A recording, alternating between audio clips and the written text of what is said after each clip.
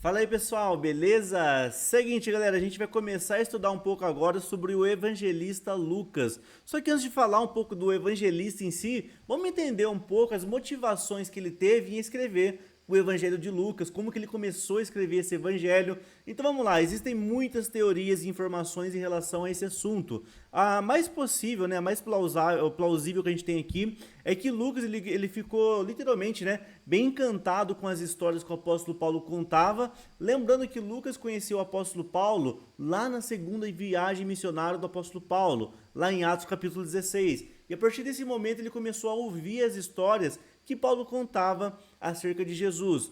Houve um certo período na história do apóstolo Paulo que ele ficou preso ali na região de Cesareia. E nesse período que Paulo ficou preso, que foi aproximadamente 2 anos, Lucas então foi mais a fundo em conhecer Jesus, em pesquisar sobre Jesus, montar um documento que narrasse a história desse homem chamado Jesus.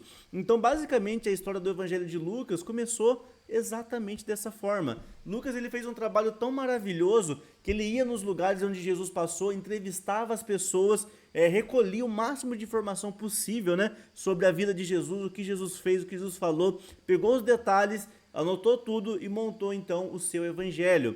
E eu vou colocar uma informação para vocês aqui, o que eu acho bem legal, ó. Já no versículo 1 de Lucas, ele fala uma coisa bem legal, ó. Muitos já se dedicaram a elaborar um relato dos fatos que se cumpriram entre nós. Então, ó, o primeiro ponto que a gente tem aqui, ó, Lucas está falando, ó, eu estou escrevendo esse evangelho aqui, porém muitas pessoas já tentaram escrever um outro evangelho também, relatando os milagres, os acontecimentos de Jesus. Porém, eles não conseguiram. Por quê? Eles só tentaram, porém não finalizaram. Então, Lucas continua aqui, ó. Conforme já foram transmitidos por aqueles que desde o início foram testemunhas oculares e servos da palavra.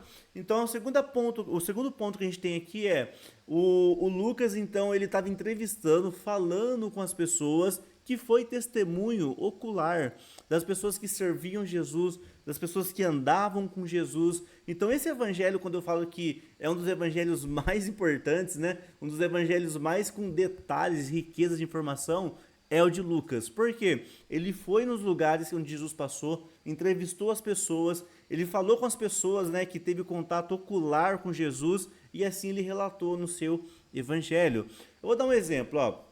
Nosso amigo querido Marcos, ele escreveu o Evangelho de Marcos basicamente com as informações que ele tinha de Pedro. Então ele escreveu justamente com as perspectivas, né, com a perspectiva de Pedro. Porém, ele não fez esse trabalho tão profundo aqui que o nosso evangelista Lucas fez, de ir conversar com as pessoas. Ele chegou, por exemplo, lá na mulher, né, na viúva de Naim, de Lucas capítulo 7, falou, ó, me fala um pouquinho, né? Como que foi essa história? A Bíblia fala, a Bíblia não, né? A gente sabe as histórias antigas, que Jesus ressuscitou o teu filho, mas me explica aqui como que foi isso.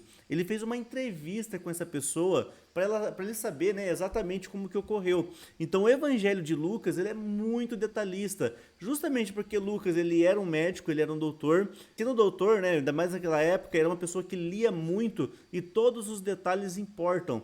Então por isso que ele fez esse trabalho, né, de TCC, de fazer esse trabalho de pesquisa, falando com as pessoas para escrever então relatos sobre a vida de Jesus. E olha o que ele fala, ó, eu mesmo investiguei tudo cuidadosamente. Olha que o Lucas está falando, irmãos. Eu investiguei tudo de forma cuidadosa, não foi de forma maliciosa, não foi de forma a enganar as pessoas. Ele foi e pesquisou tudo de forma cuidadosa, desde o começo, e decidi escrever-te um relato ordenado. Olha que legal, né? Então ele escreveu um relato com base nas suas pesquisas que ele fez, pesquisas falando com pessoas, né, que conheceu Jesus de forma ocular, né, pessoalmente. E olha o que ele fez aqui, ó. Ó excelentíssimo Teófilo, para quem tenho certeza das coisas que já foram ensinadas. Então aqui ele está pegando, basicamente ele escreveu um compilado de informações para mandar essa carta para Teófilo. Depois eu vou falar um pouco também sobre Teófilo. Só que o mais importante aqui, já nesse primeiro tópico, é entender a motivação de Lucas em escrever sobre Jesus. Ele ficou tão apaixonado por aquilo que ele ouvia de Paulo, que ele resolveu então fazer um trabalho de pesquisa, um trabalho ocular, né, relatando sobre a vida de Jesus. Aí aqui eu coloquei para vocês, ó. Então ele chegou, né, a fazer grande amizade com Maria, Tanto é que ele, enquanto ele foi fazer nessa pesquisa, ele teve que falar com Maria. Então ele pegou várias informações ali do nascimento de Jesus que não tem nos outros evangelhos. No livro de Mateus fala um pouco sobre o nascimento, no livro de Marcos nem chega a comentar tanto. Já no evangelho de Lucas, ele tem basicamente ali um capítulo inteiro só para falar do nascimento de Jesus. Então ele colocou aqui, ó, o nascimento de Jesus, a infância de Jesus, né? A gente vê Jesus lá na festa de Páscoa, que ele ficou perdido por 3 dias. Isso só é contado aqui, justamente uma mãe contando, né? Eu imagino Maria contando testemunho para Lucas, falando, nossa, tempo atrás, quando Jesus ainda era uma criança, né? Tinha ali seus 13 anos aproximadamente, ele foi numa festa de Páscoa, a gente acabou perdendo Jesus e ficamos 3 dias lá procurando em toda a cidade, na região da Galileia, em Nazaré, e não encontramos Jesus. Porém, a gente resolveu então, né, teve aquele estralo e resolvemos ir buscar Jesus, né, procurar Jesus lá perto onde os sacerdotes ficavam, que é no templo, na sinagoga. E ali a gente encontrou Jesus então, aprendendo ainda mais a palavra com os anciões daquela época. Então eu fico imaginando a Maria contando as histórias de Jesus e Lucas escrevendo. Ela falando que certa feita ela foi na casa da sua prima, e lá na casa da sua prima Isabel, ela também estava grávida, e chegando lá, né, Maria também estava grávida, o Espírito Santo começou a tocar ali em Maria, e eles foram cheios do Espírito Santo. Então várias informações a gente só encontra no Evangelho de Lucas, porque ele foi literalmente fazer um trabalho de pesquisa e, como ele disse aqui, ó, ele investigou tudo cuidadosamente, nos mínimos detalhes, de forma ordenada. Isso é bem legal sobre esse evangelho. E é o seguinte, pessoal, é o seguinte. Ó, aqui eu coloquei para vocês, ó, uma história interessante. Todos falam que Pedro negou, a gente sabe que Pedro negou Jesus, mas somente Lucas diz, olha que legal isso, ó, e voltou-se para Pedro, Jesus, e olhou fixamente. Olha que legal, irmãos. Então, quando Pedro nega Jesus, a gente vê nos outros evangelhos que Pedro simplesmente negou Jesus. Porém, a gente não vê, né, nos outros evangelhos e vê no livro de Lucas, é que Jesus, ele viu Pedro. Então, embora Pedro tenha corrido ali dos soldados romanos, Jesus olhou para ele fixamente, porque Jesus sabia que Pedro trairia ele. Inclusive ele falou que Pedro o trairia antes que o galo cantasse, né, na terceira vez ali. Inclusive eu já montei um estudo sobre essa questão do galo, né, se era galo, se era trombeta. Lá no bônus em relação à vida de Pedro eu falei um pouco sobre isso. Mas vamos avançar aqui um pouco, ó. Então, ó, coloquei para vocês, ó, momento de aprendizado. E Lucas, então, apenas Lucas relatou o nascimento de Jesus com um censo ordenado pelo imperador Augusto, na época de Quirino, que era governador da Síria. Lucas também fala sobre o nascimento de João Batista. Então, é duas curiosidades aqui bem legais, né? Então, quando fala que tiveram que subir para o censo romano lá, o único que vai falar sobre isso é Lucas, beleza? E é o seguinte, galera, vamos começar aqui agora, ó, desde o começo.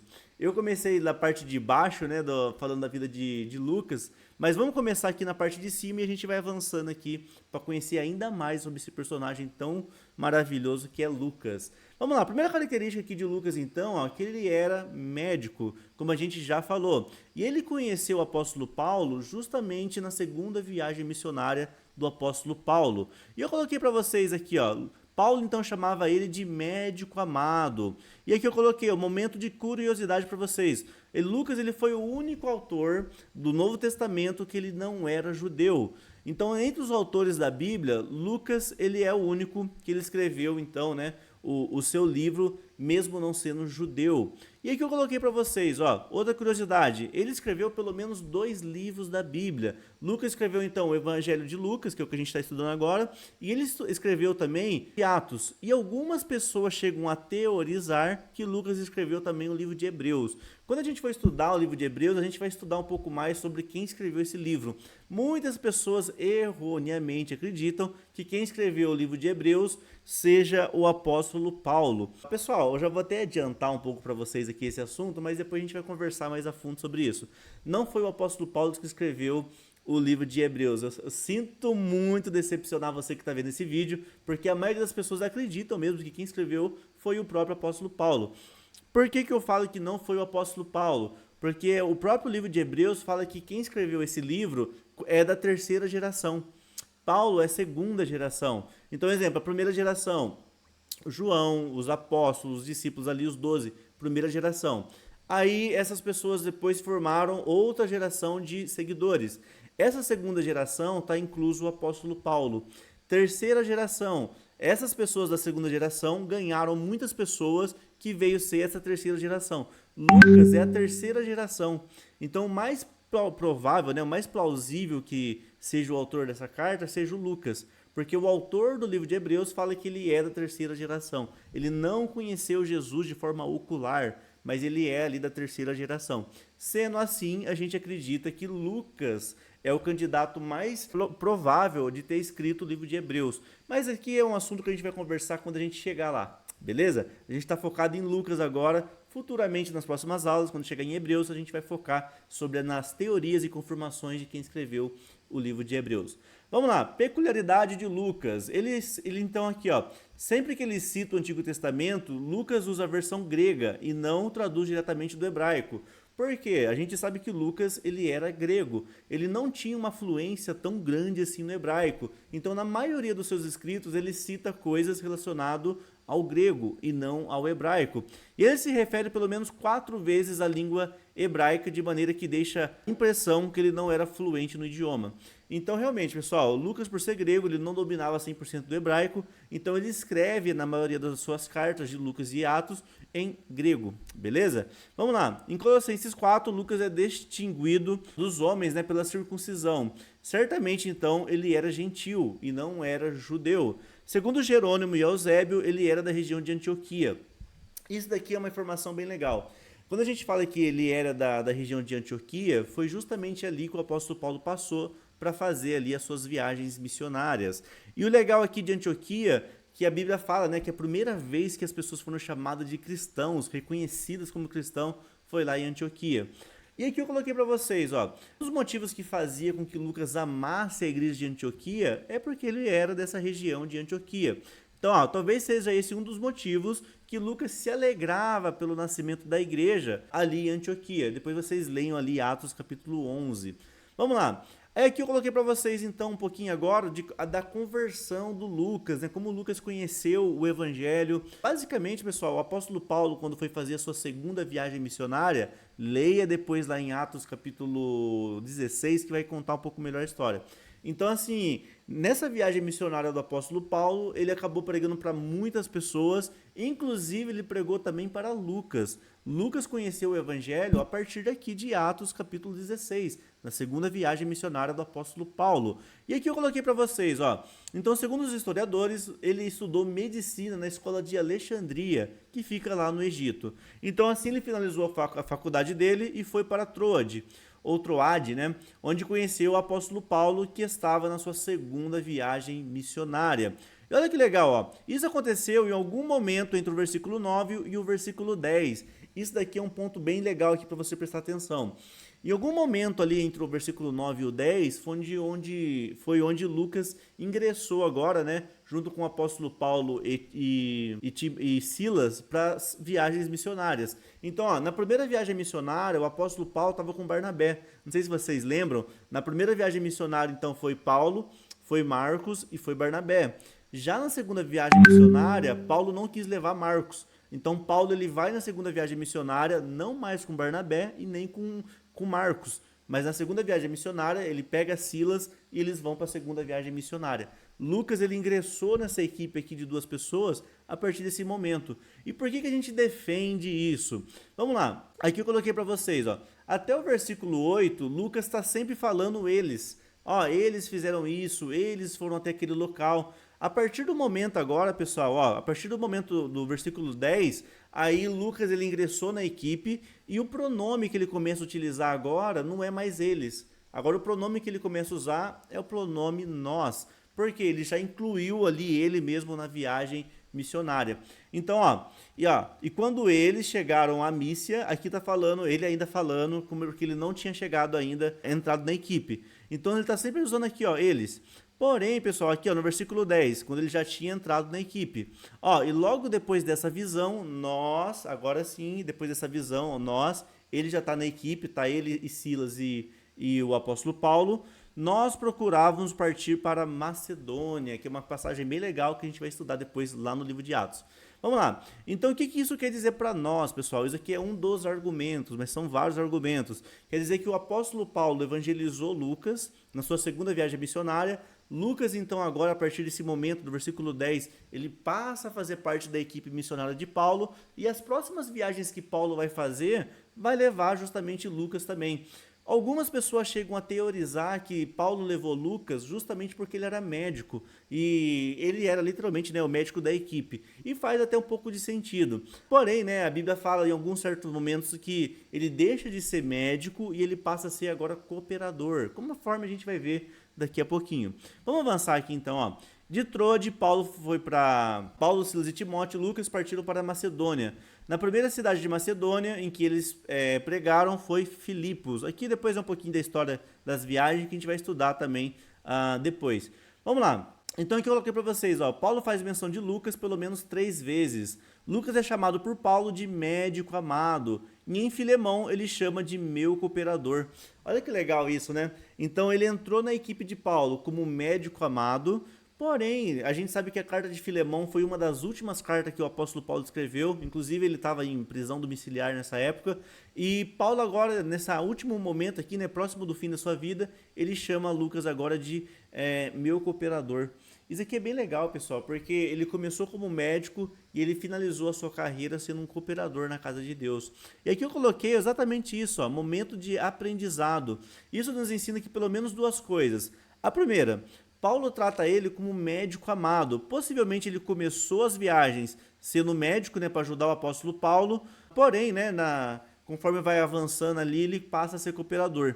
Ó, já a segunda coisa que a gente aprende aqui, ó, já a segunda vez, né, ele trata Lucas como cooperador. O que isso nos ensina aqui, ó? Que ele começou sendo médico e depois ele foi desenvolvendo o seu ministério. Nos ensina uma grande lição: nem todos serão pastores já de imediato, ou cooperadores, ou algum cargo na igreja.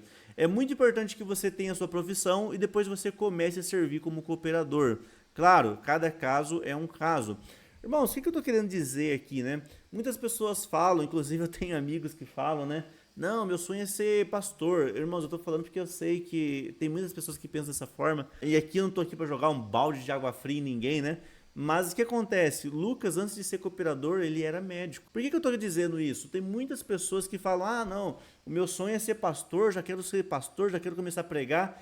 Irmãos, a pregação não está vinculado ao cargo eclesiástico. Você pode começar a pregar e ainda assim ter a sua profissão. Então, Lucas, ele era médico antes de ser cooperador.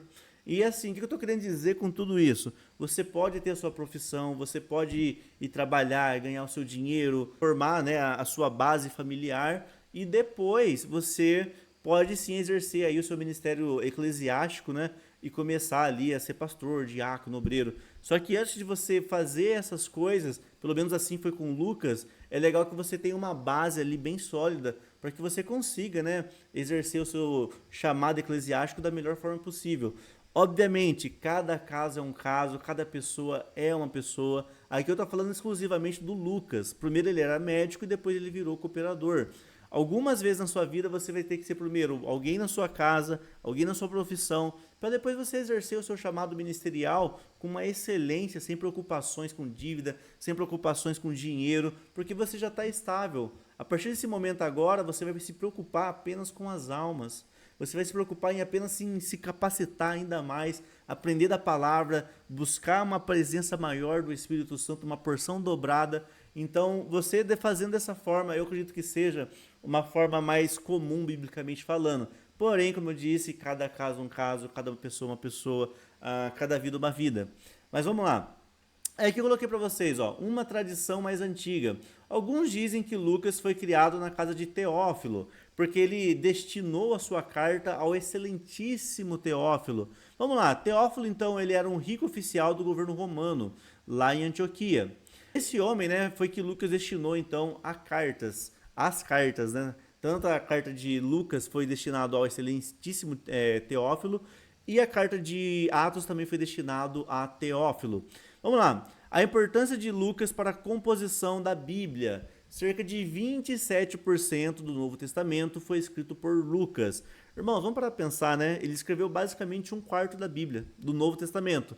Então, por que ele escreveu o livro de Lucas, que é o maior livro do Novo Testamento é o de Lucas.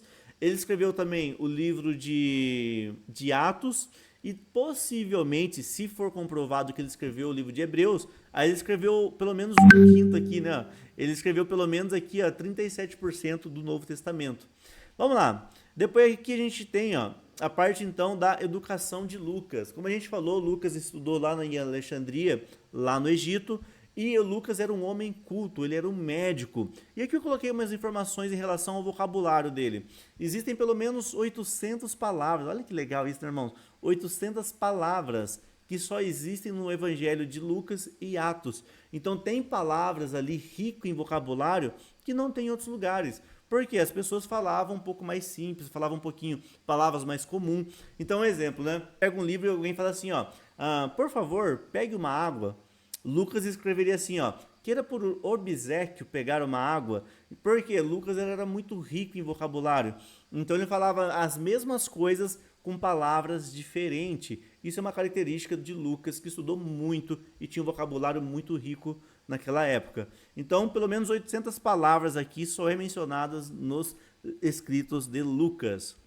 Vamos lá. E aqui eu coloquei para vocês, ó, cerca de 35 parábolas do Novo Testamento, pelo menos 19 está no Evangelho de Lucas. Olha que profundidade, né, irmão?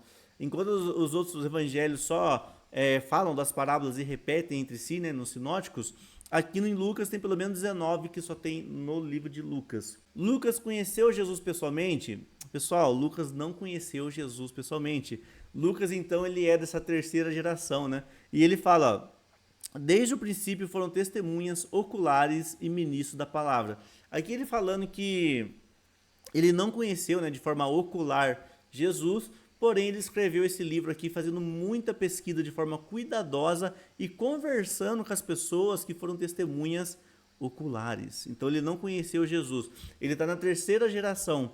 Então teve ali a primeira geração dos discípulos, apóstolos, depois teve a segunda geração aqui, né, Timóteo, Barnabé, essa galera toda que veio aqui na segunda geração, e terceira geração sendo Lucas aqui. Isso faz de Lucas um forte candidato a ter escrito o livro de Hebreus. Vamos lá. Aqui a gente já estudou, ó, como Lucas escreveu o Evangelho. Aqui a gente já falou, né, que ele fez um trabalho de pesquisa, foi um trabalho bem investigado, ó, que ele investigou cuidadosamente de tudo e relatou tudo na ordem cronológica aqui, ó. Avançando um pouquinho mais, irmãos, a gente vai falar um pouquinho sobre Jesus na perspectiva de Lucas. Irmãos, cada um dos evangelistas, eles tinham uma visão, uma perspectiva em relação a Jesus. Já Lucas, ele colocou Jesus agora numa perspectiva que eu acho bem interessante, numa perspectiva de um homem de oração. Então, Lucas, ele escreveu sobre Jesus, sempre enfatizando o quanto que Jesus orava. E eu coloquei para vocês aqui, então, ó, ele enfatizou Jesus como um homem que orava muito, e existem pelo menos 11 referências de Jesus orando em situações que eram necessárias. Irmão, sabe o que isso ensina para nós? Se Jesus, irmãos, que era o próprio Jesus, ele orava, é necessário que você ore também. É necessário que eu ore também. Então, o próprio Jesus, ele orava para decidir várias coisas na sua vida. O legal é que eu estava lendo o Evangelho de Lucas essa semana, essa leitura anual, né, da Bíblia Sagrada, e na minha leitura anual, eu lendo um pouquinho sobre a chamada dos discípulos, a Bíblia fala que Jesus, antes de chamar os 12 discípulos, ele estava no monte orando, ele desceu no monte, encontrou ali Pedro, encontrou ali André, que é seu irmão, encontrou Tiago, que é filho de Zebedeu, e encontrou João, que também era filho de Zebedeu. E esses 4 evangelistas foram chamados por Jesus depois de Jesus estar orando. E depois de Jesus desceu do monte da oração, aí ele chamou os 4, depois chamou Levi, que é Mateus, e assim ele formou a sua equipe ali de 12 discípulos após a sua oração. O que eu estou querendo dizer, irmãos? As decisões que a gente toma na nossa vida, a gente precisa colocar primeiro em oração. Tem muitas decisões erradas que você toma na vida, você só faz isso porque você não orou antes. Então, se Jesus, irmãos, olha a magnitude disso, o próprio Jesus orou para trazer essas 12 discípulos para a vida dele. Irmãos, Jesus sabia que a caminhada dele nessa terra seria uma caminhada longa. ele sabia que a missão dele era uma missão muito grande, muito cumprida, muito profética. Então era necessário ter 12 pessoas preparadas para cumprir essa missão juntamente com ele. Então ele orou a Deus e Deus mostrou a ele os 12. Vamos lá, irmãos. Então Lucas ele enfatiza Jesus aqui sempre como um homem de oração. Ó, primeiro aqui eu coloquei o exemplo para vocês, depois vocês leiam aí o material. Ó, mas Jesus orava enquanto era batizado. Neste momento o céu se abriu, o Espírito Santo desceu sobre ele. Lucas 3:21. Jesus se retirou no deserto para orar. Aqui, ó, tendo Jesus orado uma noite, no outro dia pela manhã chamou seus 12 discípulos. É o que eu estava conversando com vocês agora, né? Então Jesus ele orou a noite toda. No outro dia pela manhã, o que ele fez?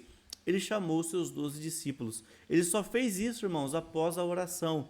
Isso ensina para nós também que é muito importante as escolhas das pessoas que vão ficar em nossa volta.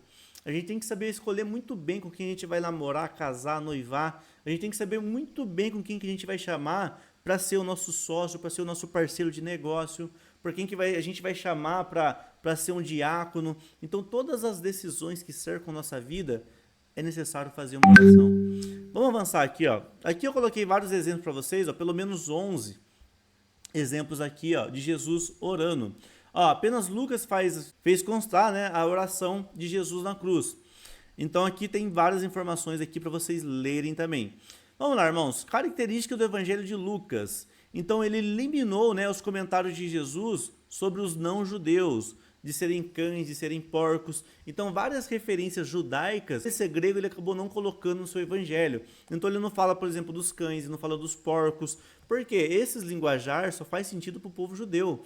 Para o povo grego, não faria diferença nenhuma. Então tem muitas expressões ali que ele não colocou, que é expressões judaicas, que ele não colocou no evangelho dele. Vamos lá, irmãos. Avançando aqui um pouquinho, a gente tem aqui, ó, Lucas era um amigo leal. Então, de todas as prisões do apóstolo Paulo, ou pelo menos 3 delas, o Lucas esteve presente. Isso daqui, irmãos, é uma característica maravilhosa. Ser uma pessoa leal, ser uma pessoa que está sempre com a outra, ajudando. Então, Lucas, ele tinha essa característica. Então, Paulo ficou preso aqui, ó, pelo menos 3 vezes. Em Jerusalém, em Cesareia e 2 vezes em Roma. Totalizando aqui, né, 4 vezes, se for parar para pensar, né? O que ele falou aqui, ó? Na última prisão, olha o que Paulo fala. Na última prisão, a amizade de Lucas foi provada. Paulo disse, só Lucas está comigo, disse para Timóteo. Então, o que acontece, irmãos? Lucas tinha essa característica também de lealdade ao apóstolo Paulo. O apóstolo Paulo apresentou para ele uma das melhores coisas que ele poderia ter na vida, que é a salvação, que é Jesus. E em forma de gratidão a ele, de reconhecimento, ele ficou com Paulo em todos os momentos difíceis na vida do apóstolo Paulo. Paulo era preso, Lucas ia visitar. Paulo era preso, Lucas ia lá levar comida. Paulo era preso, Lucas ia lá estender a mão. E Paulo, em forma de reconhecimento, fala para Timóteo, só Lucas está aqui comigo. Irmãos, olha que maravilha, né? Então Lucas tinha essa característica aqui de ser um homem muito leal. E encontrar pessoas leais hoje, pessoal, é uma coisa muito difícil. Hoje você pode fazer 1 milhão de coisas para as pessoas, só que dificilmente elas vão reconhecer que você fez algo. Por quê? O sentimento de ingratidão hoje das pessoas parece que está um pouco mais aflorada. Então hoje você vai lá, você ensina a palavra, você troca a ideia com a pessoa, você ajuda a pessoa. Infelizmente as pessoas não têm esse senso de gratidão. E a pessoa ingrata, irmãos, você pode fazer o que for para ela. Ela nunca vai reconhecer porque ela é uma pessoa ingrata. E Lucas não tinha esse sentimento de ingratidão. Paulo era preso, Lucas ia lá e ajudava Paulo. Vamos lá, irmãos. Agora em relação aqui, ó, após a morte de Paulo. Irmãos, depois que Paulo morreu, a gente não tem uma cronologia exata ali em relação ao que Lucas foi fazer. Muitos acreditam, vou colocar para vocês aqui, ó. Depois que Paulo morreu, ele foi para algum lugar e ele começou ali a crescer algumas igrejas, seguindo o trabalho de Paulo, então, das viagens. Vamos lá, não se sabe ao certo, então, ó, que Lucas fez, né, após a morte de Paulo. Alguns dizem que ele voltou para sua vida profissional. Eu acho muito improvável que ele tenha voltado para sua vida profissional. E outros afirmam que ainda virou pastor, que eu acho que é o mais provável.